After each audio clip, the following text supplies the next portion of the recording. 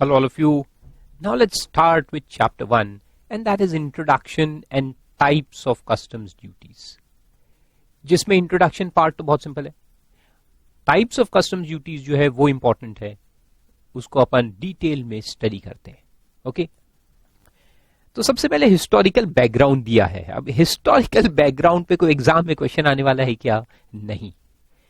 तो इसको एक बार पढ़ के फिर छोड़ देने का है, भूल जाने का है. कस्टम्स वर्ड को उन्होंने एक्सप्लेन किया है कि कहां से आया, हिस्ट्री क्या है इसकी. कस्टम का मतलब होता है ट्रेडिशन, है ना. अपन कहते हैं ना ये मेरा कस्टम है. कस्टम यानी tradition, traditions which are followed for a long period of time is called as custom. अभी आपने कोई नया ट्रेडिशन चालू किया तो वो ट्रेडिशन होगा, लेकिन जब बहुत सालों तक लोग उसको रिपीट करते जाएंगे तो it will become part of our custom. तो एक कस्टम्स ड्यूटी जो है इसका वर्ड आया है फ्रॉम कस्टमरी ड्यूटी. ड्यूटी यानी एक क्या कहेंगे उसको, फर्ज जो आपको अदा करना है, एक तरह का रिस्पॉन्सिबिलिटी. और कस्टम यानी कि it is a customary responsibility.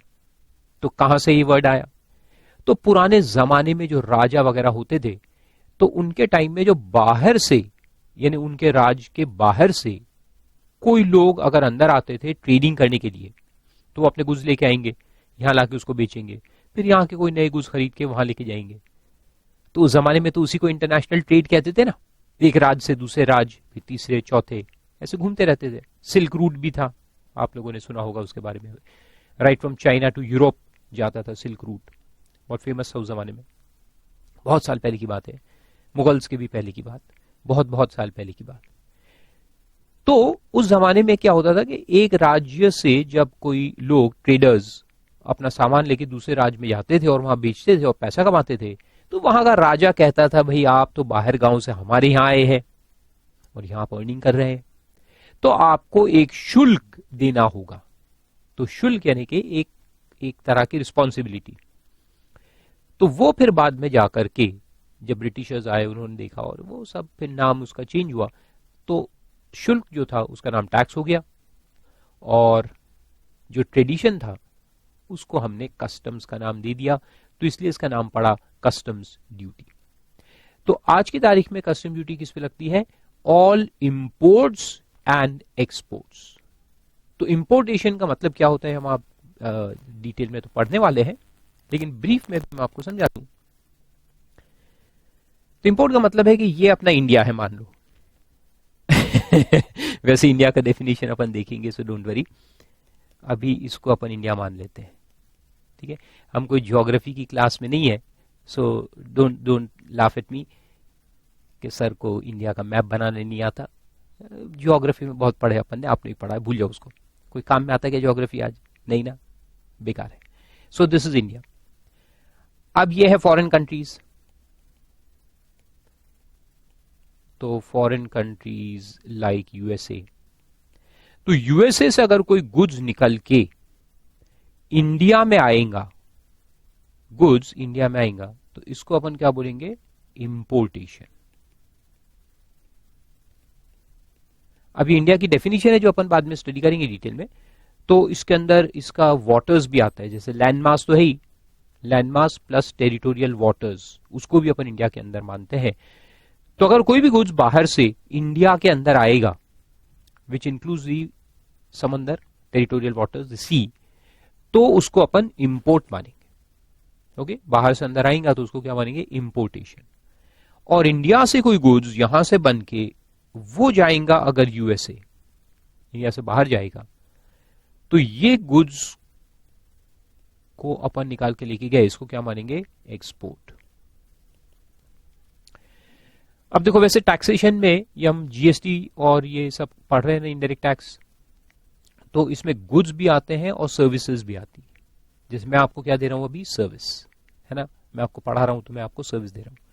So there are two kinds of things, goods and services. अब सर्विसेज का जो इंपोर्ट एक्सपोर्ट है, मैं समझा दूं आपको क्योंकि ये आगे आएंगे आप, तो आपको मालूम होना चाहिए. सर्विसेज का इंपोर्ट एक्सपोर्ट जो है वो जीएसटी में कवर होगा. गुड्स एंड सर्विस टैक्स में उसको हम कवर करेंगे. और गुड्स का जो इंपोर्ट एक्सपोर्ट है वो कस्टम्स एक्ट में कवर होगा। आया समझ में? गुड्स का इंपोर्ट कौन सा लॉ लगेगा ये आपको मालूम होना चाहिए ना। तो इंपोर्टेशन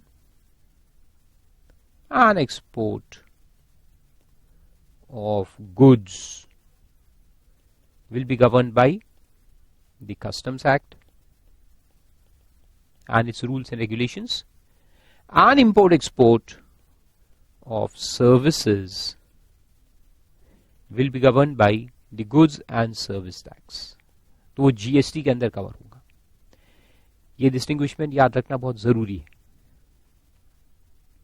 कुछ लोग पूरे लॉ पढ़ लेते हैं और फिर मेरे से सवाल पूछते हैं, सर वो सर्विसेज कहां कवर होंगे इंपोर्ट एक्सपोर्ट? अरे पागल, जीएसटी में पढ़ा ना अपन ने? हाँ सर वो तो देखा, लेकिन सर गुड्स का? अबे पगले, वो कस्टम्स एक्ट में कवर्ड है। तो छोटे छोटे सवाल ना बाद में चल के बहुत परेशान करते, इसलिए पहले से क्लियर करते जाना। ओके, तो ये पॉइंट क्लियर हो गया। गुड्स का इंपोर्ट एक्सपोर्ट कस्टम्स एक्ट से गवर्न होगा और सर्विसेज का जो इंपोर्ट एक्सपोर्ट है ये जीएसटी में जाएगा, goods and service tax. Goods and service tax अपन बाद में पढ़ेंगे डिटेल में, अभी मैं कुछ डिटेल में उसमें नहीं जाऊंगा। ओके, तो इंपोर्ट एक्सपोर्ट जो है उसके लिए ये लॉ है कस्टम्स एक्ट। तो देखो वापस आओ पे, तो ये सब वो पहले पैराग्राफ में दिया है। The term customs derives its color and essence from the term custom, which means a habitual practice or course of action that characteristically is repeated in like circumstances. Duties on import-export of goods have been levied from time immemorial by all the countries. In olden times, when the predominant system of governance was monarchy, in Raja का जो वक्त था, it was customary for a trader bringing the goods to a particular kingdom to offer certain offerings as gift to the king, for allowing him to sell his goods in that kingdom. तो उसको gift बोलते थे, उसको शुल्क भी बोलते थे, क्योंकि पहले तो पैसे भी नहीं थे, तो सब क्या कहते हैं उसको, लेन देन का सिस्टम था, एक्सचेंज ऑफ गुड्स, है ना। कौटिल्याज अर्थशास्त्र also refers to shulk, that is now called as customs duty, consisting of import duty and export duty to be collected at the city gates on both goods coming in and going out. तो देखो, coming in को import कहते हैं, going out को export कहते हैं, दोनों पे लगाते थे।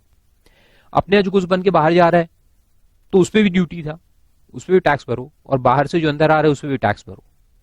तो अभी आज की तारीख में उसको अपन import duty and export duty कहते हैं। लेकिन एक बात और क्लियर कर दूं, क्योंकि अपन लोग इंडिया में चाहते हैं कि हमारा एक्सपोर्ट बढ़े, है ना, तो एक्सपोर्ट को बढ़ावा देने के लिए अगर गवर्नमेंट ड्यूटीज चार्ज करेगा तो वो गुड्स महंगा हो जाएगा ना, जब वो फॉरेन पहुंचेगा तो महंगा हो जाएगा बिकॉज ऑफ लीवी ऑफ ड्यूटी। मान लो 100 रुपए का गुड्स है और गवर्नमेंट ने उस पर 25 रुपए ड्यूटी लगा दिया, तो वो एक्सपोर्ट होगा फिर 125 में, तो कॉस्टली हो जाएगा। तो फॉरेन मार्केट में शायद उतना कंपटीशन को सस्टेन ना कर सके और उसकी वजह से हमारे जो एक्सपोर्ट है वो रुक जाएंगे।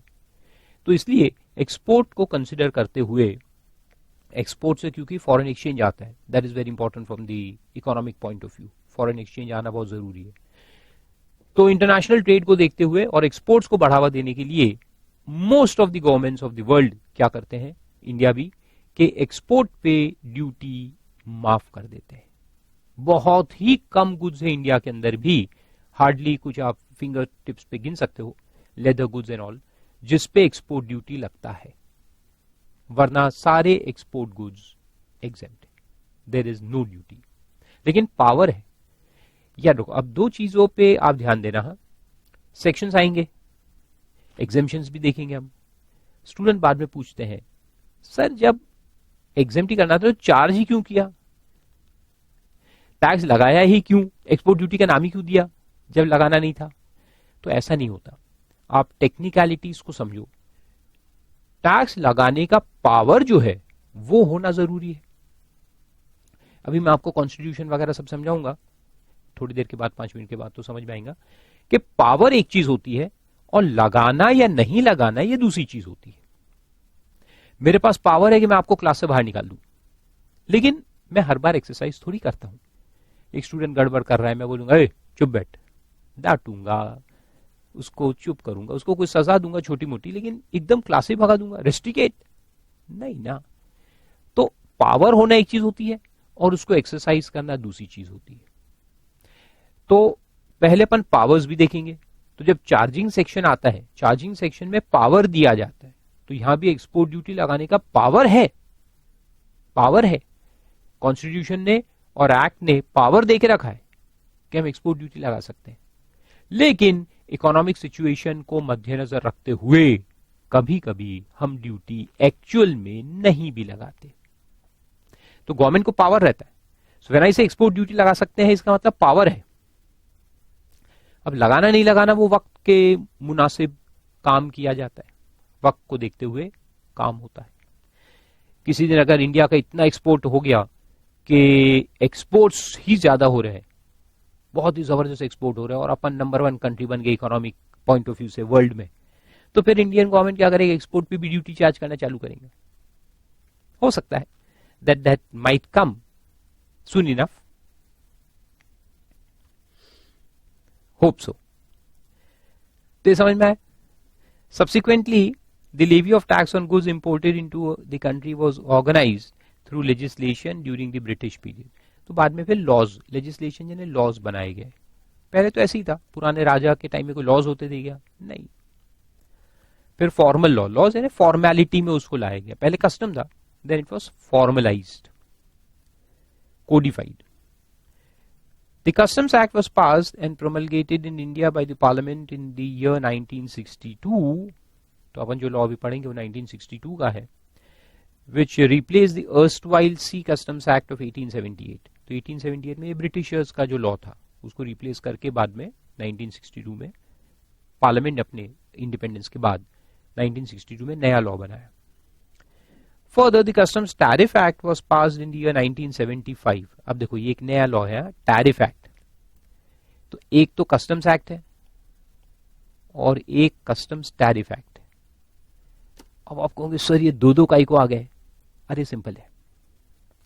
कस्टम्स एक्ट जो है उसमें बेसिक लॉ है पूरा, चार्जिंग सेक्शन है, पावर ऑफ द गवर्नमेंट्स और बहुत सारी चीजें उसके अंदर, वैल्यूएशन कैसे होगा, टैक्स कैसे लगाएंगे, रिकवरी कैसे होंगी, अलग अलग चीजें हैं। मगर टैक्स लगाने में एक रेट भी तो होता है ना, कि भैया कितना परसेंटेज टैक्स लगाने का, 10%, 12%। तो अलग अलग गुड्स पे अलग अलग रेट होते हैं।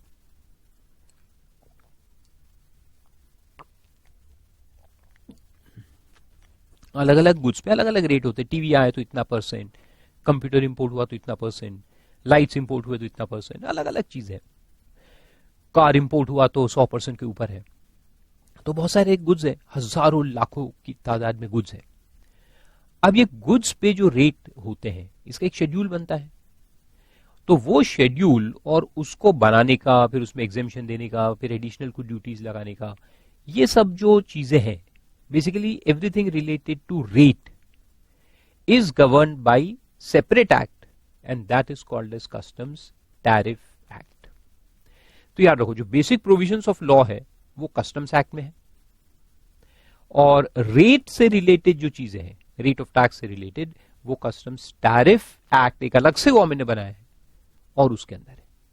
तो इसमें सेक्शंस तो बहुत कम है और एक बड़ा सा शेड्यूल है, 2 शेड्यूल है ऑफ गुड्स, एक schedule of import duty rates और दूसरा है schedule of export duty rates.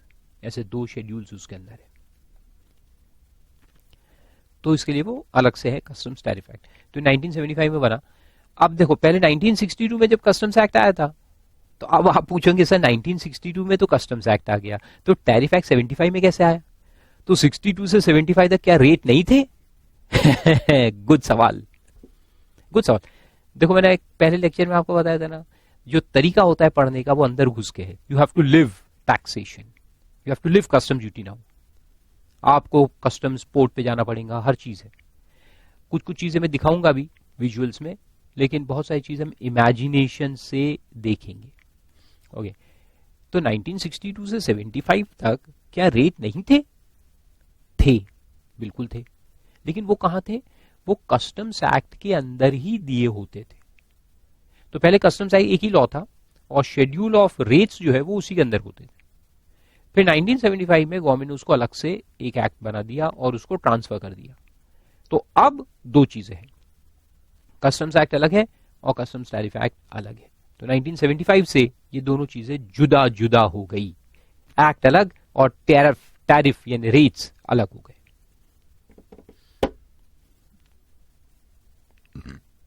और एक पुराना इंडियन टैरिफ एक्ट भी था 1934, उसको भी रिप्लेस किया, हालांकि उसमें शेड्यूल्स नहीं थे, कस्टम्स एक्ट के अंदर ही होते थे।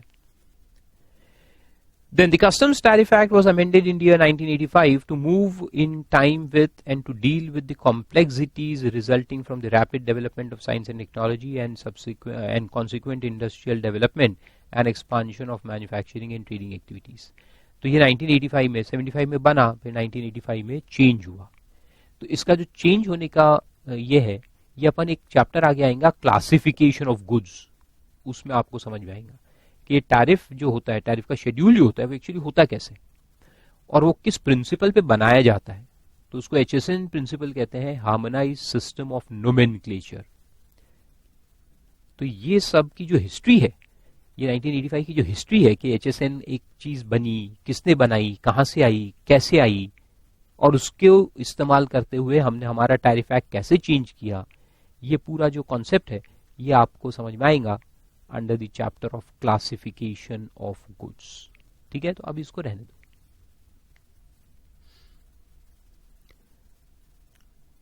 फिर आ जाओ नेचर ऑफ कस्टम्स ड्यूटीज, यहां से इंपॉर्टेंट पॉइंट शुरू होते हैं।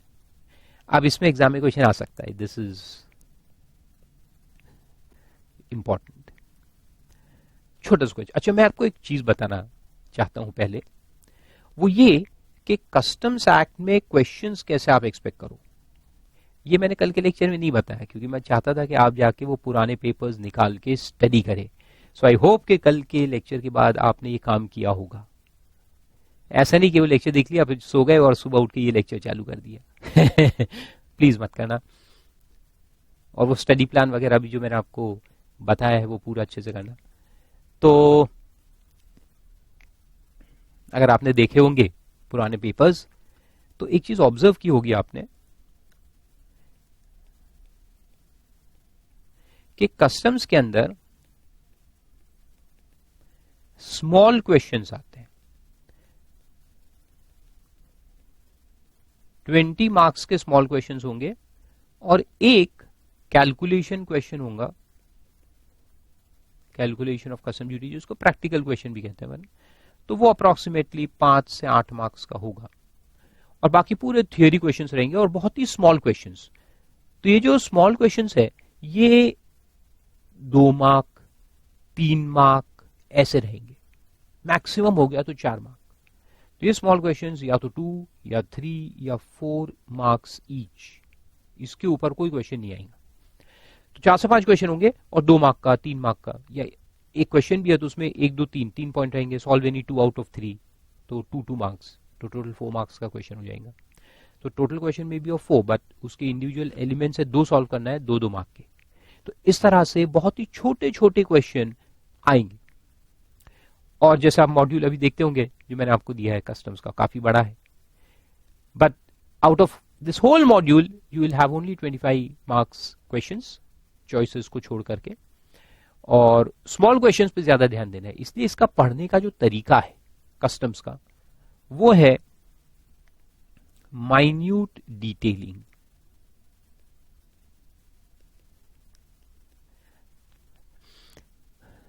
कुछ लोग कहते हैं सर ये तो अच्छा है 25 मार्क का है फटाफट कर लेंगे। नहीं, ये प्रॉब्लम है। जब भी छोटे क्वेश्चन आते हैं ना ये ज्यादा प्रॉब्लमेटिक रहते हैं, याद रखना। बड़ा क्वेश्चन सिंपल होता है क्योंकि बड़े क्वेश्चन में लिखने का बहुत सारा स्कोप आपको मिलता है। You can write so many things here and there, overall logic and this and that, and बना सकते हैं आप आंसर, कॉन्सेप्ट अगर याद है तो।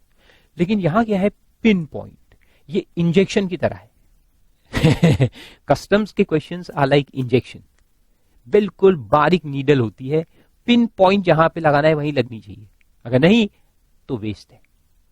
तो इसलिए बहुत ही माइन्यूट डिटेलिंग में आपको यहां चीजों को पढ़ना है। तो एक कॉन्सेप्ट है, कॉन्सेप्ट बहुत बड़ा होगा लेकिन उसमें क्वेश्चन जो है वो माइन्यूट एक पॉइंट पे निकाल के पूछेगा, क्योंकि पूरे सेक्शन को तो 2 मार्क में नहीं पूछ सकते ना, 2 मार्क का क्वेश्चन है तो एक पॉइंट पे ही पूछने का है। समझ में आ रहा है? So that one single small point will be asked in the exam. अब वो पॉइंट अगर अपने को वहां याद आ गया और उसका कॉन्सेप्ट समझ में है तो अपन आंसर कर पाएंगे, और अगर या तो याद नहीं आया या याद आ भी गया लेकिन उसका कॉन्सेप्चुअल अंडरस्टैंडिंग नहीं है, फिर गए आप काम से।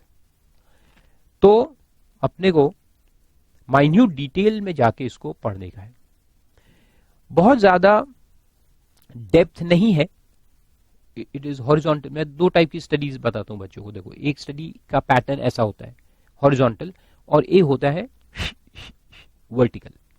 तो डायरेक्ट टैक्स जैसे है डीटी, वो पूरा वर्टिकल है, उसके अंदर एक एक कॉन्सेप्ट में अंदर अंदर तक घुस के हजारों क्वेश्चन एक ही सेक्शन के ऊपर बन सकते हैं, अलग अलग इंटरप्रिटेशंस को लेकर के और एप्लीकेशंस को लेकर के। ठीक है, लेकिन इनडायरेक्ट टैक्स में ऐसा नहीं है। खास करके ये जो कस्टम है, इसमें क्या है कि बहुत सारी चीजें हैं, बहुत सारे प्रोसीजर्स होते हैं, बहुत सारी कहानियां हैं, मैं आपको सुनाऊंगा। तो इनको एक एक पॉइंट को डेप्थ छोटा छोटा है, बस इस तरह से ऑसिलेट करेगा frequency.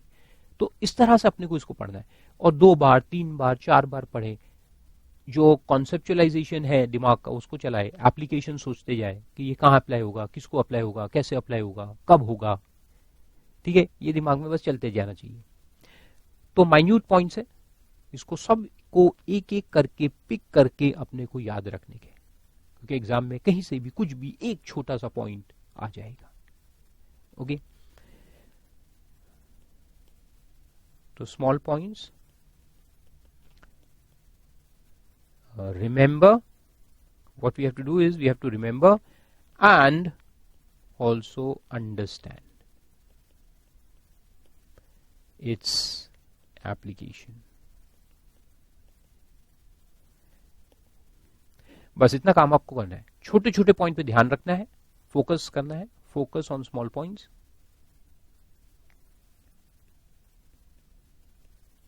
Remember all the small points and understand its application also. And in very few cases, कहीं कहीं पर interpretation भी involved है, बहुत ज्यादा नहीं है। जितना डायरेक्ट टैक्स में होता है उतना इनडायरेक्ट टैक्स में नहीं होता, कम लेवल पे होता है, लेकिन कहीं कहीं पर है इंटरप्रिटेशन, तो वो भी अपने को अच्छे से याद रखने का है। चलो अब आ जाओ वापस, तो शुरू करते हैं नेचर ऑफ कस्टम ड्यूटीज। अब सबसे पहले यहां पे जो दिया है पॉइंट्स, ये है कॉन्स्टिट्यूशनल प्रोविजंस। तो एग्जाम में क्वेश्चन इस तरह से आता है, what are the constitutional powers या constitutional provision under which the customs act is incorporated. तो यहां पे कॉन्सेप्ट आपको मालूम ही होगा कि कोई भी लॉ जो बनता है अपने देश में, इंडिया में, उसका मदर जो है, मदर ऑफ ऑल लॉज, वो कॉन्स्टिट्यूशन है। कॉन्स्टिट्यूशन के अंदर central government, state government, local authorities वगैरह सबके पावर्स डिफाइंड है, कौन क्या कर सकता है ये कॉन्स्टिट्यूशन में डिफाइंड है। अगर कॉन्स्टिट्यूशन सेंट्रल गवर्नमेंट को कोई पावर नहीं देता है तो सेंट्रल गवर्नमेंट वो काम नहीं कर सकती। Similarly for state governments and local authorities and all other government departments. So first and the foremost thing is the power. Power derived from constitution. इसलिए अपन कॉन्स्टिट्यूशन को क्या कहते हैं, मदर ऑफ ऑल लॉज, क्योंकि लॉ बनाने का power, tax लगाने का पावर भी कॉन्स्टिट्यूशन से ही मिलता है, और वो पावर लेने के बाद गवर्नमेंट जो है यानी पार्लियामेंट वो लॉज बनाता है और लॉज बना के टैक्स को इंपोज करता है। ऐसा समझ। तो कस्टम्स ड्यूटी लगाने का जो पावर है वो कहां दिया है, entry number 83 of list 1 of 7th schedule to the constitution of India. तो इसको मैं थोड़ा सा आपको अलग स्टाइल से लिख के बताता हूं। कॉन्स्टिट्यूशन है, अपने कॉन्स्टिट्यूशन में बहुत सारी चीजें लिखी हुई। अगर आप लॉ कर रहे हैं एलएलबी, तो आपको डिटेल में कॉन्स्टिट्यूशन का एक पूरा सब्जेक्ट, बल्कि 1-2 सब्जेक्ट है शायद। तो कॉन्स्टिट्यूशन में बहुत सारी चीजें हैं जिसको हम आर्टिकल्स कहते हैं। जैसे एक्ट में अपन सेक्शंस कहते हैं ना, वैसे कॉन्स्टिट्यूशन में उसको आर्टिकल्स कहते हैं। तो बहुत सारे हैं। उसके बाद उसके स्केड्यूल्स हैं। ये शेड्यूल्स में पावर्स डिफाइन है। इसमें 1 जो है ये पावर्स ऑफ सेंट्रल गवर्नमेंट होते हैं, तो उसको यूनियन कहते हैं, powers of union government. Central government को यूनियन गवर्नमेंट कहा जाता है, इसलिए इसको यूनियन लिस्ट भी कहा जाता है। So list 1 is the union list, ठीक है, इसको लिस्ट कहते हैं, लिस्ट 1। फिर लिस्ट 2 जो है ये powers of state governments define करता है, इसलिए इसको स्टेट लिस्ट कहा जाता है। और लिस्ट 3 जो है शेड्यूल में, अच्छा मैं एक चीज, तो शेड्यूल्स है, तो शेड्यूल में शेड्यूल 7 है एक, वैसे तो बहुत सारे शेड्यूल्स है, तो उसमें ये शेड्यूल 7 है, ठीक है। और ये शेड्यूल 7 के अंदर ये फिर 3 लिस्ट है। तो थर्ड लिस्ट जो है वो इंटरेस्टिंग है, उसमें both central and state governments के पावर्स हैं, तो इसलिए इसको कॉन्करेंट लिस्ट कहा जाता है। It is called as concurrent list. Concurrent यानी कि दोनों के पावर साइमल्टेनियसली, यानी दोनों कर सकते हैं, स्टेट भी कर सकता है, सेंट्रल भी कर सकता है। तो ऐसे पावर्स जो है जो दोनों के हाथ में है वो लिस्ट 3 में है, इसलिए लिस्ट 3 को हम क्या बोलेंगे, कॉन्करेंट लिस्ट। अब लिस्ट 1 को पकड़ो, तो लिस्ट 1 में बहुत सारे हैं एंट्रीज, नंबर 1 2 3 4 के, आप ये भी कर सकते हैं, वो भी कर सकते हैं, फलाना भी कर सकते हैं, ढिंकाना भी कर सकते हैं, ये भी, वो भी, वो भी, वो भी, वो भी, वो भी, ऐसे लंबी लिस्ट। तो उसमें 83 नंबर पे एंट्री नंबर 83 जो है उसमें पावर दिया गया है कौन सा टैक्स लगाने का, कस्टम्स ड्यूटीज। तो इसलिए वहां लिखा था, देखो अभी वापस आओ, इसे लिखा है, देखो एंट्री नंबर 83 टू लिस्ट 1 यानी कि union list of 7th schedule to constitution reads, देखो पावर कैसे डिफाइन किया है, ऐसे, duties of customs including export duties, यानी कहने का मतलब है वो दोनों लगाने का पावर है, import as well as export.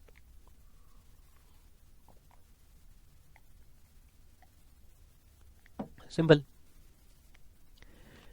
So thus, import and export duty is a union subject and power to levy is derived from constitution.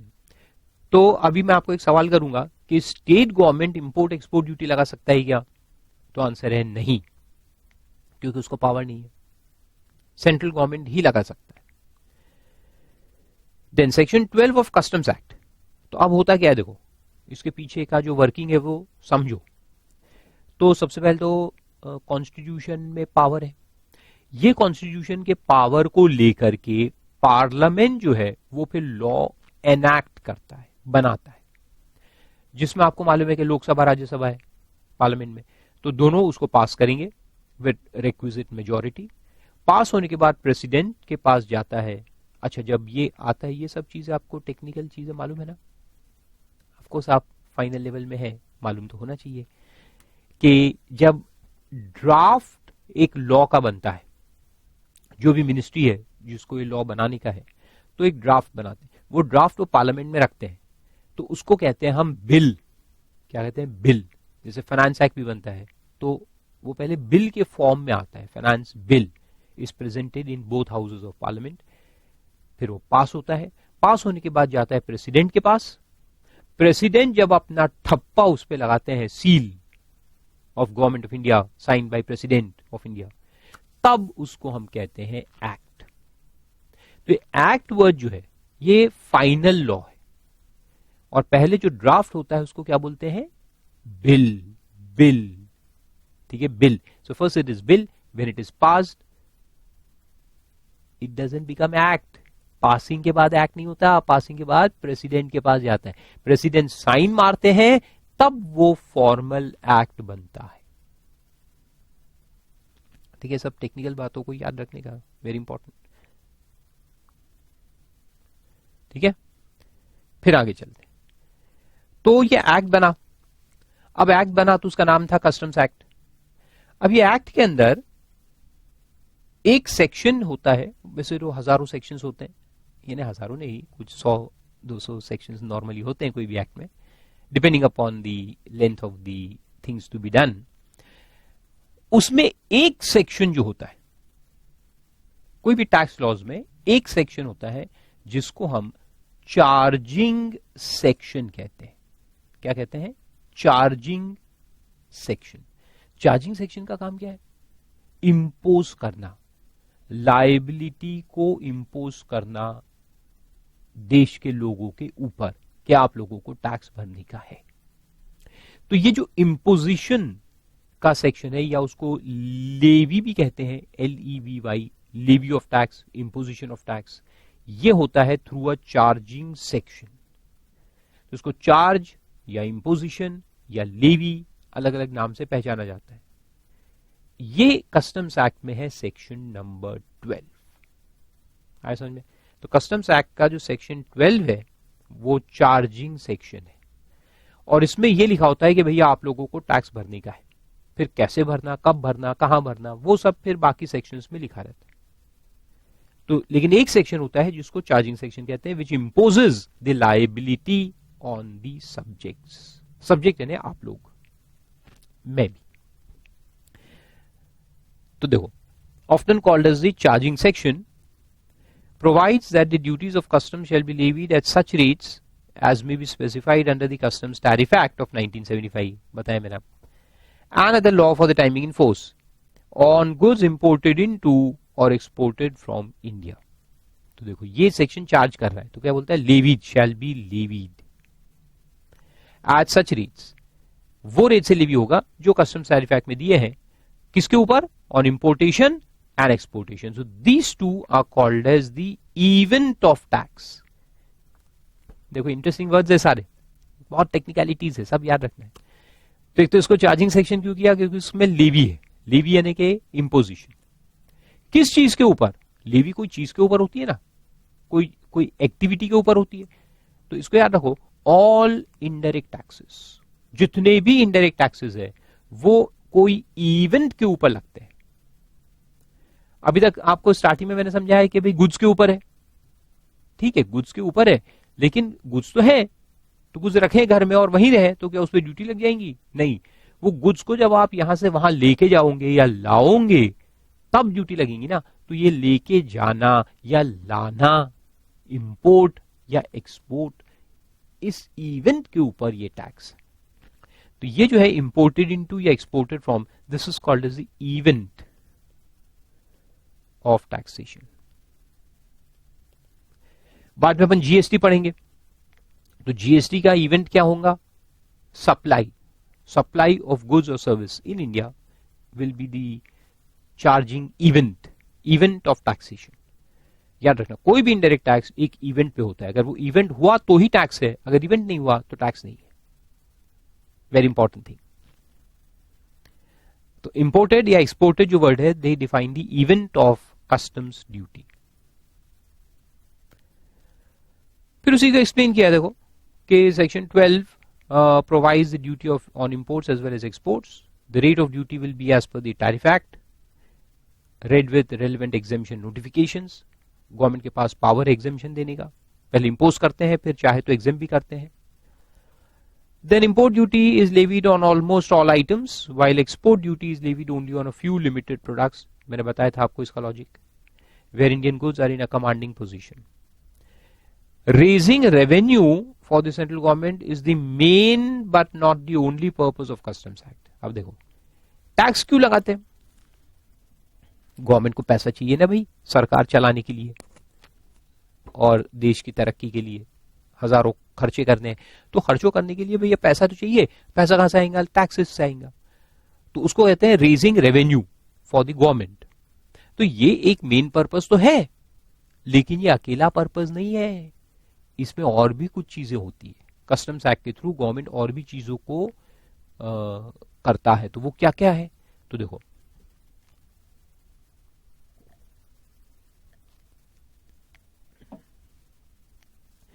It is also use to restrict imports to conserve foreign exchange. अब देखो जितने हम import करते हैं तो उसमें खर्चा होता है, खर्चा होता है तो पेमेंट करना है, पेमेंट कैसे करेंगे? डॉलर्स में, पेमेंट डॉलर्स में होते हैं ना, फॉरेन एक्सचेंज में पैसा जाता है, तो अपने पास जो रिजर्व्स है फॉरेन एक्सचेंज का वो डिप्लीट होता है, कम होता है, because you are importing lot of goods into India.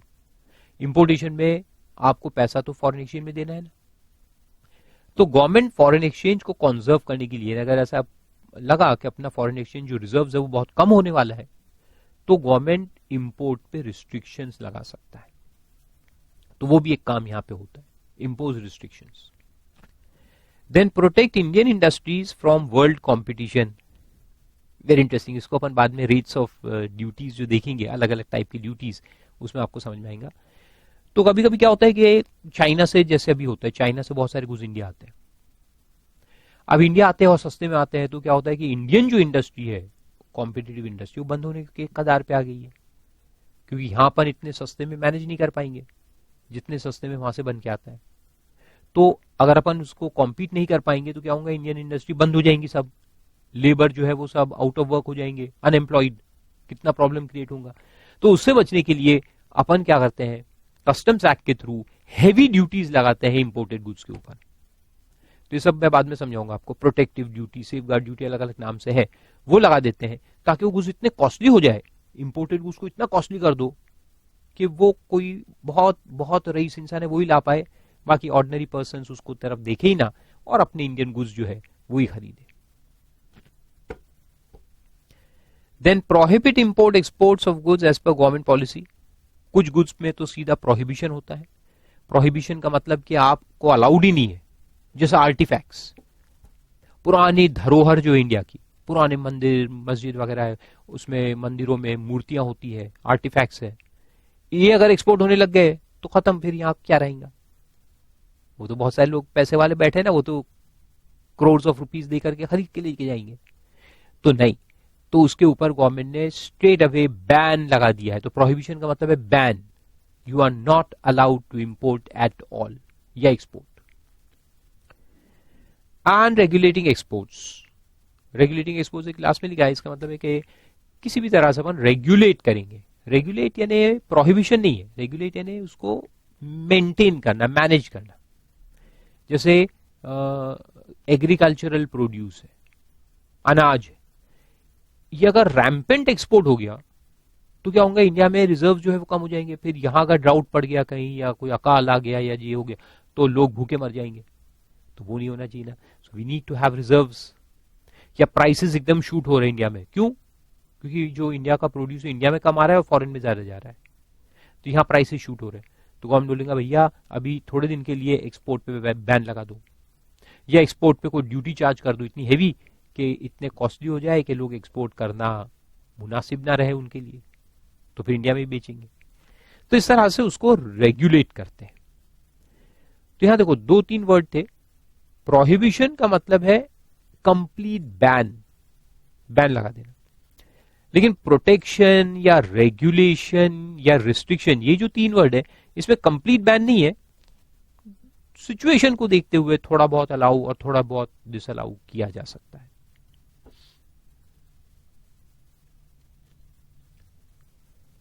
फिर आगे बढ़ते हैं। नेक्स्ट पॉइंट है कंपोनेंट्स ऑफ कस्टम्स लॉ। ये लॉ वर्ड जो होता है, देखो एक वर्ड आता है लॉ और एक वर्ड आता है एक्ट, एक वर्ड आता है रूल्स, अलग अलग नाम है, सबका काम अलग अलग है। तो लेट मी टेल यू कि जो लॉ वर्ड है ना, लॉ, ये ब्रॉड टर्म है। इसके अंदर में 2 चीज आती है, codified law and customs, custom law. अब कस्टम लॉ आप कहोगे सर कस्टम्स तो एक्ट है मैं वो उसकी बात नहीं कर रहा, मैं समझाता हूं ये क्या है, अभी इसको भूल जाओ। पहले कोडिफाइड लॉ जो वर्ड है, लॉ, ये एक इंपॉर्टेंट चीज है। ये वो है, ये पूरा एक आप कह सकते हो एक कॉन्सेप्ट, इट्स अ कॉन्सेप्ट कि इस तरह से लोगों ने चलना चाहिए, एक अंडरस्टैंडिंग के हिसाब से कि इस तरह से लोगों ने चलना चाहिए, इस तरह से लोगों ने काम करना चाहिए। तो एक कॉन्सेप्ट लॉ, उसके अंदर में कोडिफाइड भी होता है और कस्टम भी होता है। तो कोडिफाइड यानी क्या, जिसको पार्लियामेंट ने एक फॉर्म में लिख दिया है। तो वो जो लिखा जाता है वो या तो एक्ट के फॉर्म में लिखा जाता है, या रूल्स के फॉर्म में लिखा जाता है, या कभी कभी रेगुलेशंस के फॉर्म में भी लिखा जाता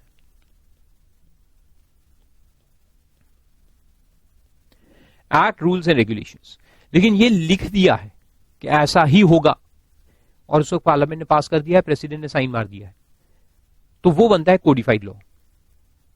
ठीक है। अब इसमें देखो अलग अलग चीजें हैं, एक्ट भी है, रूल भी है, रेगुलेशन भी है। तो एक्ट और रूल्स में क्या डिफरेंस होता है, कभी आपने देखा है?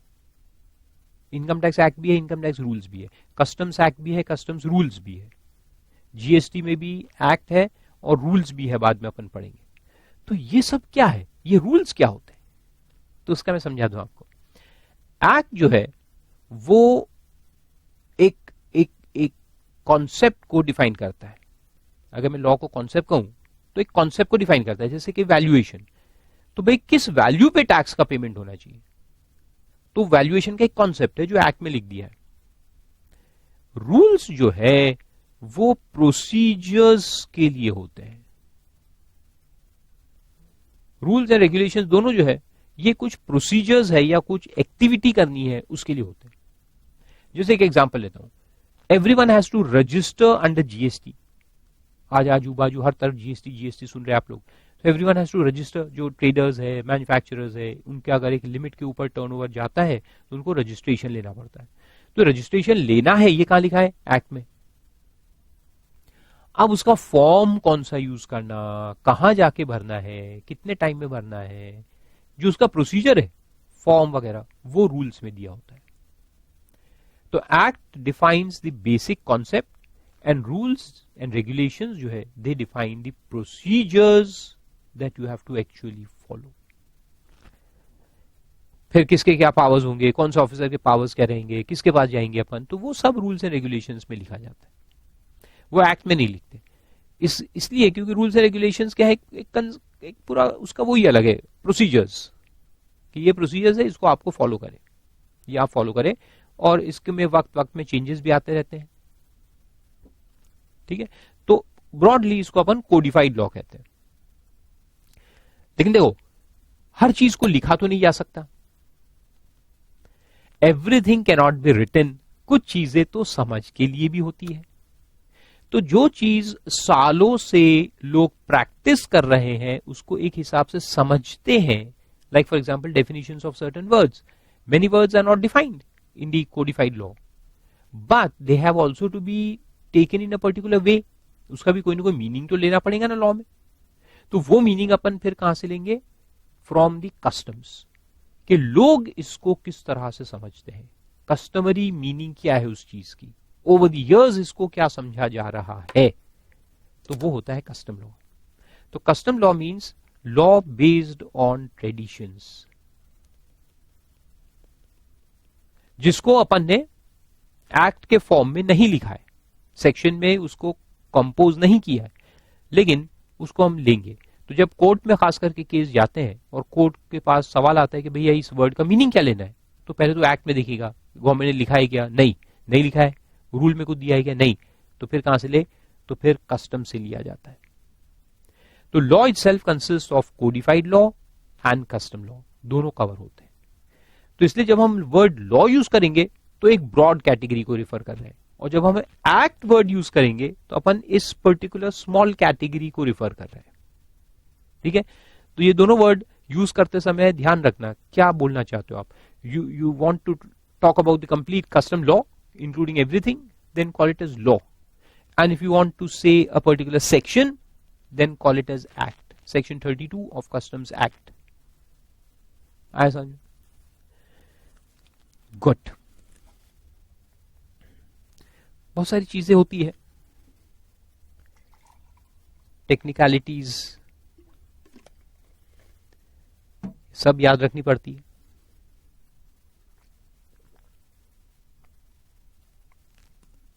ये सब चीजें कोई एग्जाम में नहीं पूछेगा आपको कि लॉ और एक्ट में क्या डिफरेंस है बताओ, लेकिन you are becoming a chartered accountant, so after becoming a CA किसी क्लाइंट ने पूछ लिया या आप कहीं जज के सामने खड़े हो गए कोई केस में, उसने पूछा आपसे कि ये क्या क्या है, और आप कहेंगे ये तो हमें मालूम ही नहीं है, तो क्या हालत होगी आपकी, देखो कितनी बेइज्जती होगी।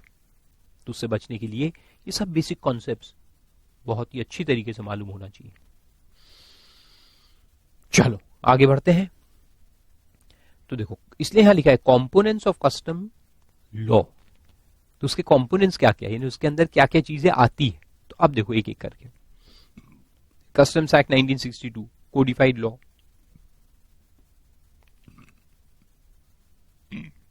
इस पे भी कोई क्वेश्चन नहीं आने वाले एग्जाम में, एक बार पढ़ के रख देंगे। तो लिखा है customs law in India is governed by customs act of 1962. It came into force on 1st of February 1963. It extends to the whole of India including designated areas in the continental shelf and exclusive economic zone of India. ये वो पानी की बात कर रहा है, इसको continental shelf and exclusive economic zone कहते हैं। 200 माइल्स तक आता है, 200 नॉटिकल माइल्स, तो वो भी इसके अंदर कवर है। And Customs Act has 161 sections distributed over 17 chapters. अच्छी बात। फिर टैरिफ एक्ट भी आता है इसके अंदर। It contains 2 schedules.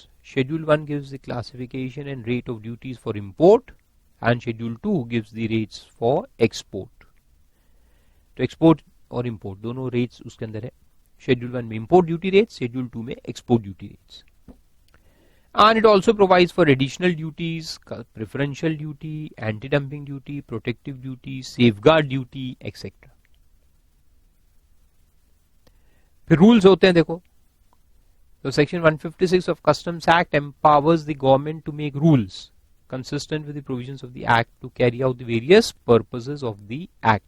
तो carry out various purposes of the act का मतलब है कि act में कुछ लिखा है, अब उसको carry out करना है तो उसका एक प्रोसीजर डिफाइन करना पड़ेगा। तो प्रोसीजर्स के लिए बनते हैं रूल्स।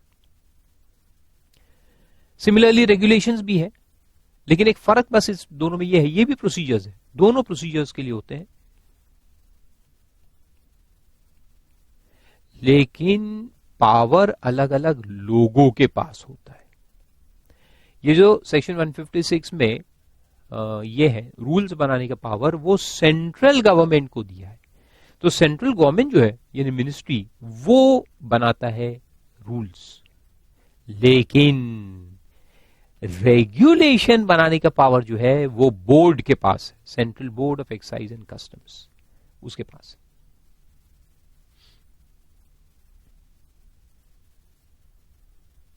तो उतना डिफरेंस है बस दोनों में।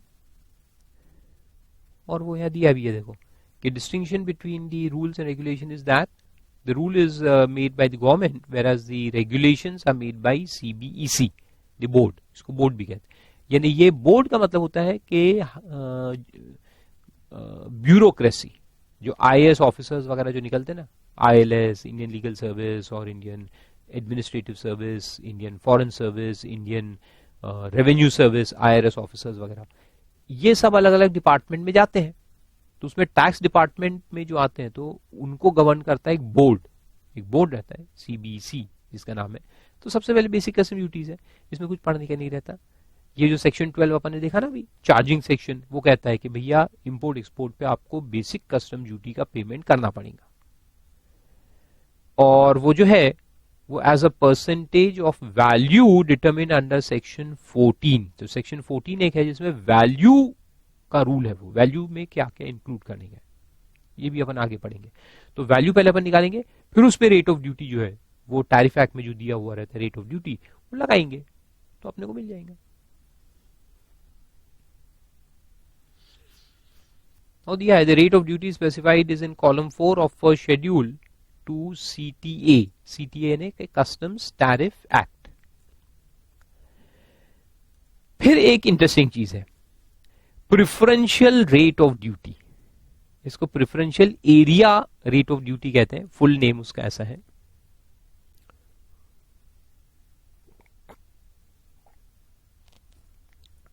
इसकी कहानी सुनो तो समझ में आएगा, ये इसको ऐसे पढ़ के समझ में नहीं आएंगे। First understand this. अभी देखो अपने प्राइम मिनिस्टर बहुत घूमते रहते हैं यहां वहां, हर कंट्री आजकल घूम रहे हैं। उनका प्लान है कि 5 साल में पूरा देश कहता हूं पूरा वर्ल्ड घूमने का है। देश में गया है, देश तो बाद में घूमेंगे रिटायरमेंट के बाद, लेकिन पहले वर्ल्ड तो घूम ले। तो पूरी दुनिया में हर कंट्री विजिट करने का उनका प्लान है। बहुत सारे अचीव हो गए हैं, कुछ बाकी है। तो खैर, अब ये क्या होता है कि इंडिया है एंड द फॉरेन कंट्रीज,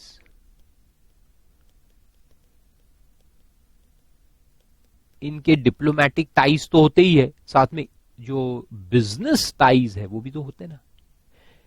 तो इंडिया से कोई गुड्स है, any kind of goods, goods A you can say, ये इस कंट्री में बहुत जाता है। मान लो कि कंट्री कौन सा है, अपन ले लेते हैं छोटा कंट्री लो कोई भी नाम, ईरान। तो हमारे यहां से कोई गुड्स है जो बहुत ज्यादा ईरान जाता है, और ईरान से कोई गुड्स ऐसे हैं जो बहुत बड़ी तादाद में इंडिया आते हैं, इंपोर्ट होते हैं।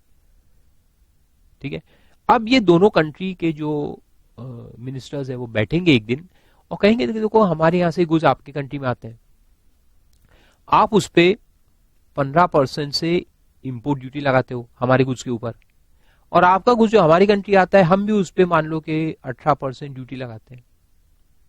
एक काम करते हैं, to promote this international trade, कि हमारे यहां से ज्यादा गुड्स आपके यहाँ जाए और आपकी गुड्स ज्यादा हमारे यहाँ आए, तो दोनों कंट्री मिलके बैठेंगे 3 यार, इंडिया, ईरान और बैक पाइपर। एक ऐड आता था पुराने जमाने में, मिल बैठेंगे 3 यार, धर्मेंद्र होता था उसमें, आप लोगों ने देखा होगा बचपन में, याद है? नहीं याद, आप बहुत छोटे होंगे। खैर, क्योंकि आप जब टीवी देखना शुरू किया तब से तो मैंने बंद कर दिया टीवी देखना, 20 साल हो गए मैंने टीवी नहीं देखा। मैंने देखता हूं ऐसे, मगर नॉट सीरियसली। ओके, कोई बात नहीं। तो ईरान से ये गुड्स को प्रमोट करना इंडिया में, और इंडिया के गुड्स वो लोग प्रमोट करेंगे। तो ये लोग बैठ करके डिसाइड करेंगे कि ठीक है चलो एक काम करते हैं। ईरान कहता है कि जो ये गुड्स आपका हमारे यहां आएगा तो हम 15% की जगह उस पे सिर्फ 8% ड्यूटी लगाएंगे।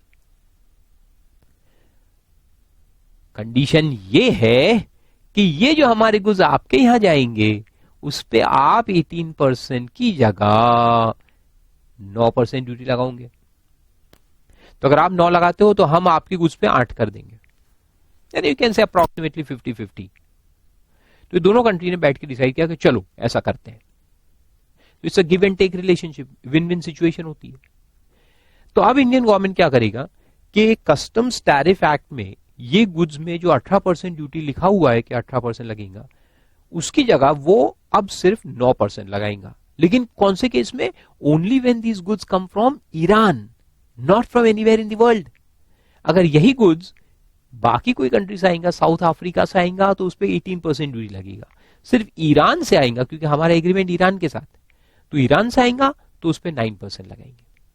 तो इसको हम preferential area rate of duty कहते हैं।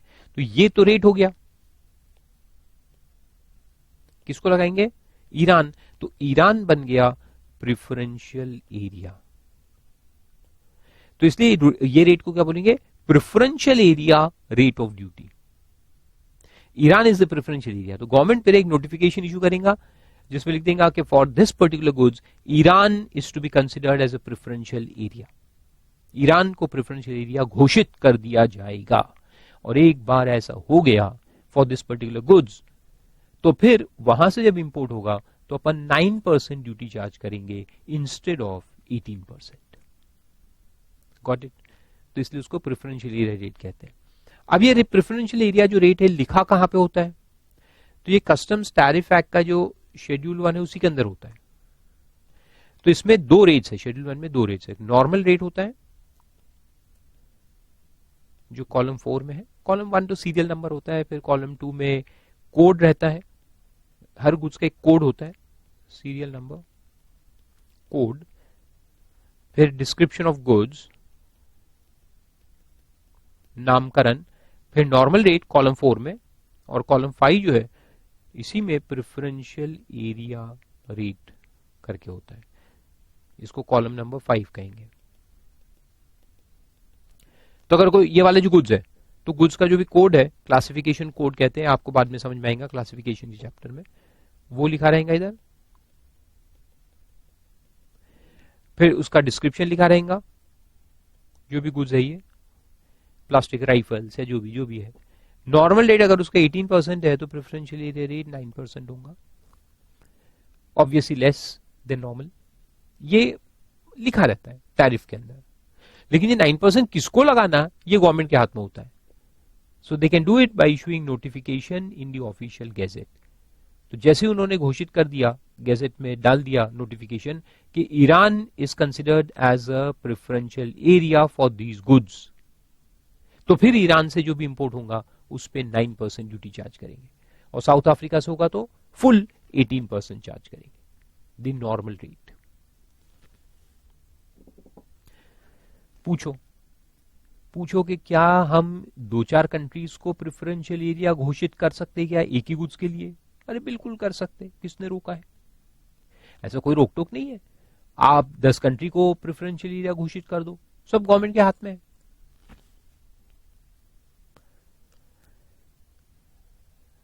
लेकिन एक इसमें कंडीशन ये रहता है, जो अपन बाद में पढ़ेंगे, थियरी में दिया है, कि जब ये ईरान से गुड्स आएंगे इंडिया में, तो हमें साबित करना होगा कि ये ईरान का ही ओरिजिनेटेड गुड्स है, यानी वहीं से बन करके आया है। नहीं तो लोग क्या करेंगे, मैंने अभी कहा ना, साउथ अफ्रीका से इंडिया में आएगा तो 18% लगेगा। बिल्कुल सही, देखा, दिमाग चलने लगा। तो आप सोचते होंगे कि सर साउथ अफ्रीका से ईरान लेके जाएंगे, ईरान से अपने यहां लेके आएंगे, फिर ईरान से आएगा तो हम बोलेंगे देखो हमको 9% लगाओ, तो ऐसा लगेगा क्या? नहीं, क्योंकि वो गुड्स वहां का मैन्युफैक्चर्ड है क्या ईरान का? नहीं, तो वो तो सिर्फ इंपोर्ट वहां हुआ साउथ अफ्रीका से और वहां से यहां आ रहा है, तो उस पे 18% लगाएंगे, 9% नहीं। तो certificate of origin of goods लाना पड़ता है। तो ईरान के कोई भी मिनिस्ट्री, जो भी वहां का कंसर्न मिनिस्ट्री होगा, उसे लिखा के लाना पड़ता है कि ये गुड्स का ओरिजिन ईरान का ही है, वहीं बना हुआ गुड्स है, तब जाकर के प्रेफरेंशियल एरिया का जो रेट है वो आपको मिलता है। Got it? तो देखो ये सारी चीजें अब इसमें लिखी हुई है।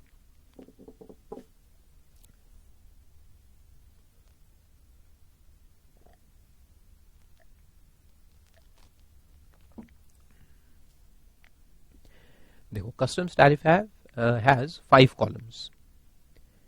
That is heading number, subheading number, description, standard rate of duty, and rate of duty for preferential area.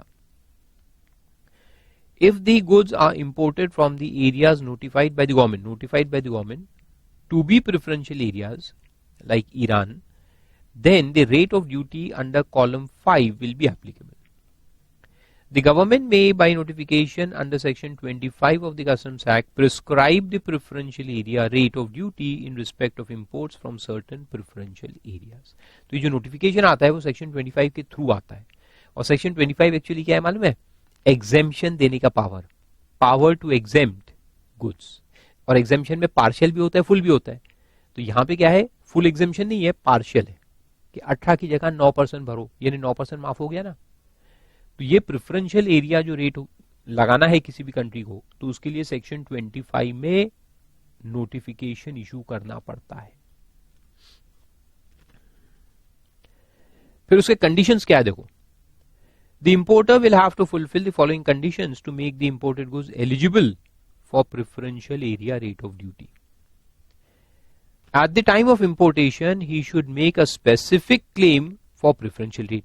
जब आप इंपोर्ट करेंगे तो इंपोर्ट में जब आप ड्यूटी भरने जाएंगे, कैसे भरते हैं मैं आपको समझाऊंगा अभी। तो ड्यूटी जब भरने जाते हैं आप, तो वहां आपको घोषित करना पड़ेगा, बताना पड़ेगा, डिक्लेयर करना पड़ेगा कि मेरे को प्रेफरेंशियल एरिया का रेट चाहिए। Then he should also claim that the goods are produce और manufactured in such preferential area. ये आपको लिखना पड़ेगा कि ये वहां के गुड्स है, ओरिजिनेटेड इन ईरान।